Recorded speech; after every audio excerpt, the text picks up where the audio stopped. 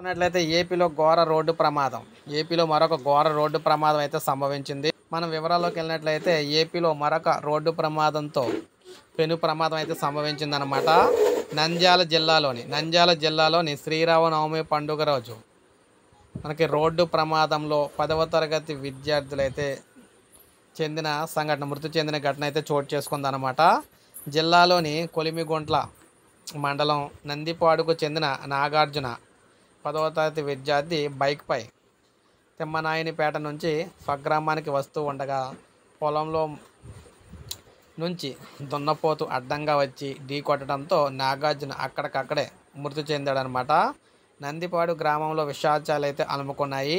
ఇటీవలే 10వ తరగతి పరీక్షలు రాశాడు. ఉజ్వల భవిష్యత్తు ఉన్న విద్యార్థి ఆకస్మికంగా రోడ్డు ప్రమాదంలో మరణించడం గ్రామంలో విషాదాలు అయితే నెలకొన్నాయన్నమాట. పోలీసులు కేసు నమోదు చేసి దర్యాప్తు చేస్తూ ఉన్నారు. సో ఈ విధంగా ఏపీలో వరుసగా శ్రీరామనవమి రోజు ఎక్కువగా ప్రమాదాలు అయితే జరిగినాయి అనమాట. ఇక్కడ మీరు చూసుకున్నట్లయితేనే ఇప్పుడే మనకు అప్డేట్ అయితే వచ్చింది. ఒక లైక్ చేయండి, సబ్స్క్రైబ్ చేసుకోకపోతే మన ఛానల్ సబ్స్క్రైబ్ చేసుకొని ఫాలో